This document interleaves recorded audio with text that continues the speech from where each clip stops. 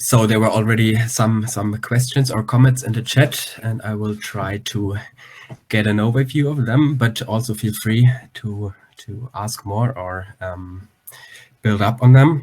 So I will be sneaky again and first answer the questions which were directed to the German case. One question was if the farms we analyzed were in or outside of protected areas, and if there are differences and so on. We had a few examples of agricultural land which was in water protection areas. And in these cases, indeed, farmers already implemented some kind of agro-ecological or agri-environmental measures, typically in cooperation with the water authorities. But still, they were quite basic measures, such as, and now I have to think back, I think one was to apply slightly less plant protection and also not on the soil during specific times, but rather directly on the leaves. But also these areas were very small. So usually we had between 80 and I think 180 hectares of farms, and they were maybe 2, 3, 5 hectares per farm. So in the sustainability assessments, we couldn't really see large differences. And another comment from Pete was that it is an issue that there's no market or no price for things like biodiversity and water quality. And exactly, that's a main issue. Many farmers said, I would be very happy to sell biodiversity, but I can't because there's no market. That would certainly be a very relevant thing to do. But of course, on the other hand, it's extremely challenging to get a price on biodiversity. And if there is some specific price, then of course we have next problems of some farm might produce better biodiversity than others, or a lot of big farms can produce much more. So there will be further challenges afterwards. But yeah, certainly this is a thing farmers would like and would be happy to do so, but which is not existent. And then there was, you already discussed it a little bit in the chat, but maybe we can bring it back to the group. Also by Pete, the comment of, yeah, why should farmers at all convert to more agro-ecological farming if they have to bear the costs? And again, also in the German case, that's a major limitation why they don't do it. But also we could observe that, at least now speaking only for the German case, that farmers absolutely want to produce more sustainable. So they also have the motivation of course, I really want to be more sustainable and I like nature a lot. So many of them are hunters and know exactly that they need to improve biodiversity. But again, there are many limitations for them for doing so. And yeah, I guess similar things can be observed in Switzerland, Jan. Actually, yeah, in our case, there are really two obstacles with regard to that. The first one is that the farmers even don't know really whether they lose income or not when they try with a new farm enterprise. Of course, there's no certainty. There's always it's always a little bit an experiment, but we felt that this certainty is missing at the moment about the economic viability of alternatives, the market structures, the demand, and that's one side of the problem. So even if farmers would profit from a switch, or if it would be equal, maybe the farm income, they wouldn't do it because often they are not certain about what they would receive as a farm income after the change. to the degree a certainty is possible in such a case.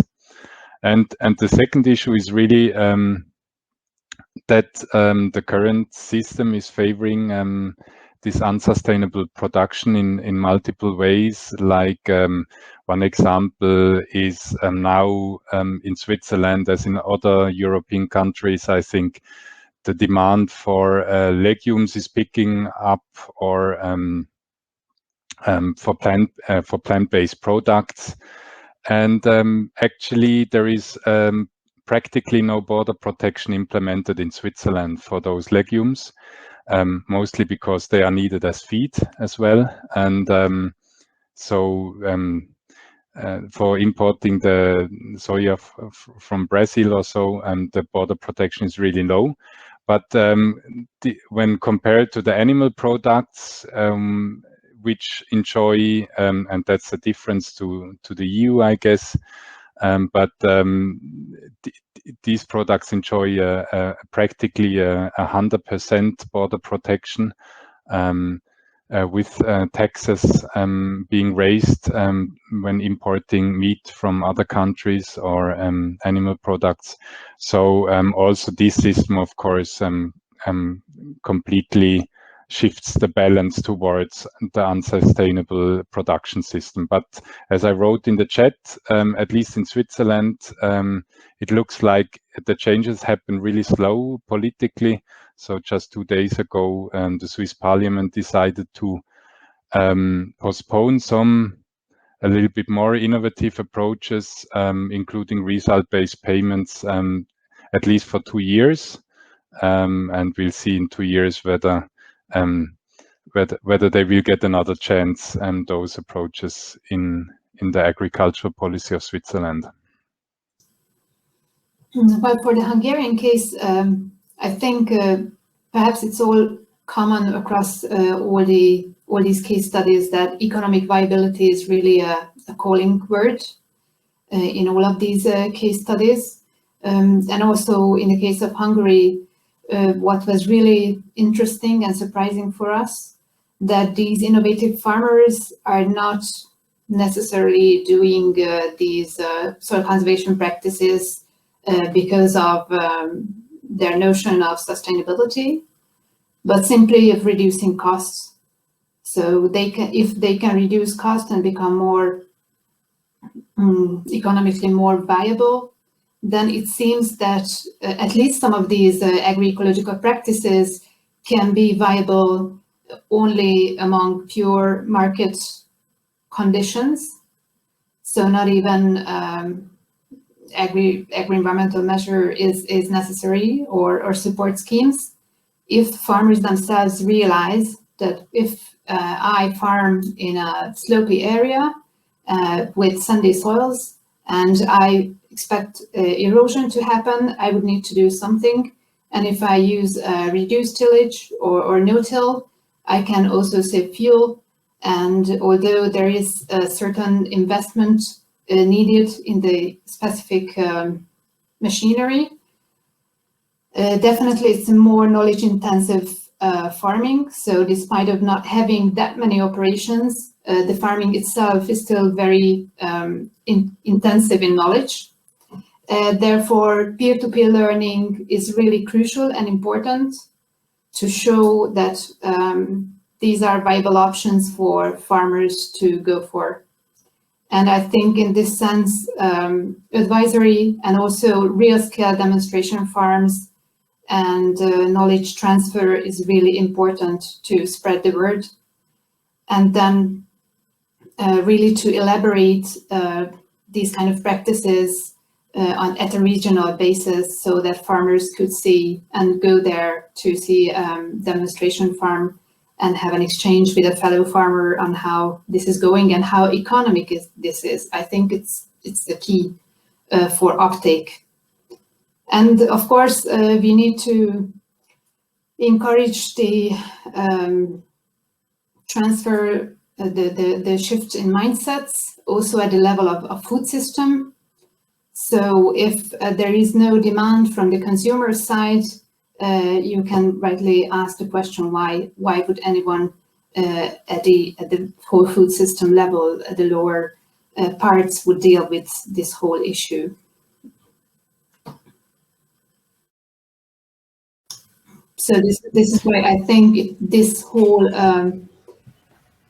complex problem requires a governmental initiative with embracing all the various actor types, and to act together to develop a soil conservation strategy and farming practices, and to make farmers realize that it's their immediate interest to save the means of and resources for their long-term farming opportunities.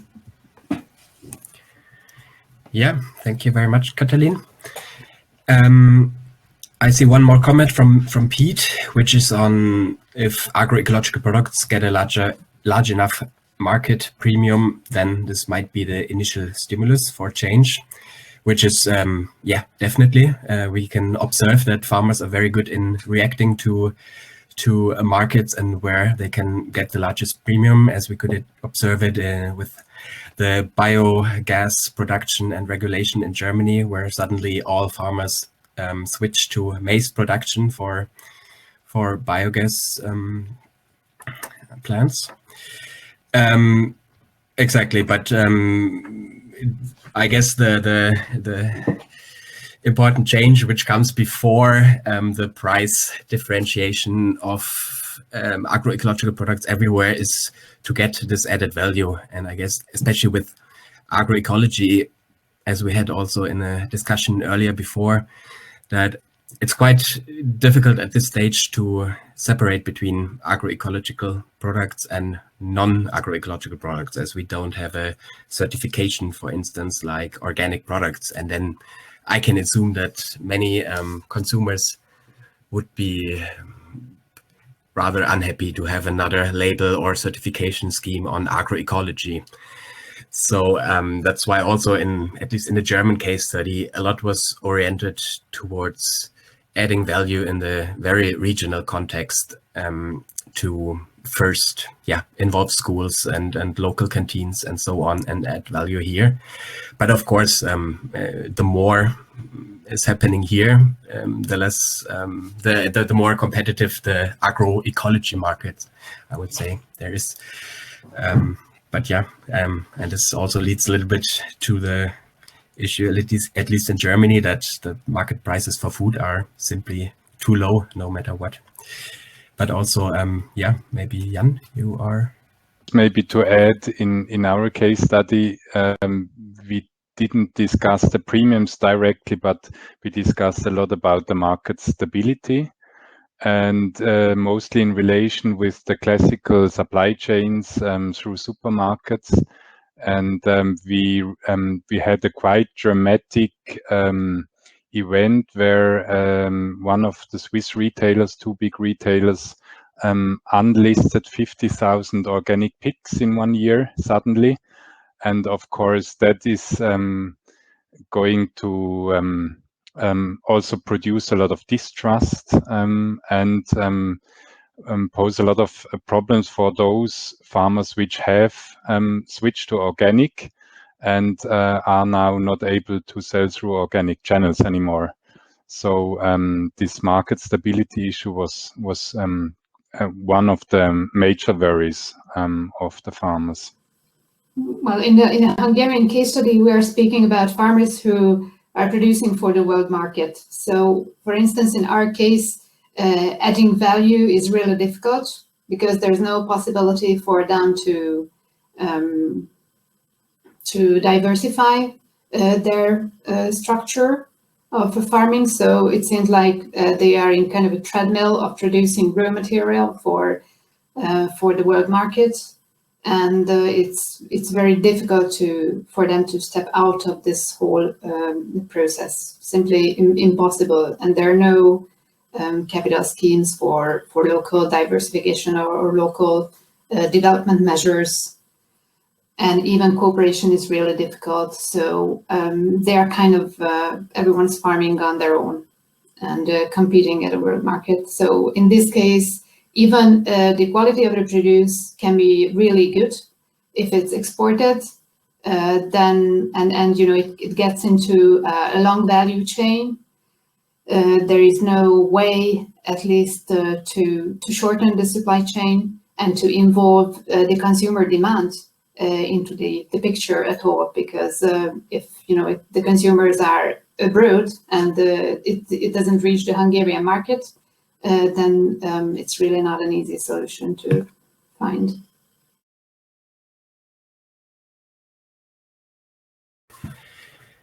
Yes, all right. I hope the answers are sufficient. I don't see any further comments. So, and we already are past 5. So I guess we can conclude the session here. And thank you to all of you, to the good questions and the good presentations. And see you in the next session, which I don't know what it is, but well, it's the plenary session and there is no break. So I would recommend everyone to switch to this stage right now. Okay, many thanks and see you there.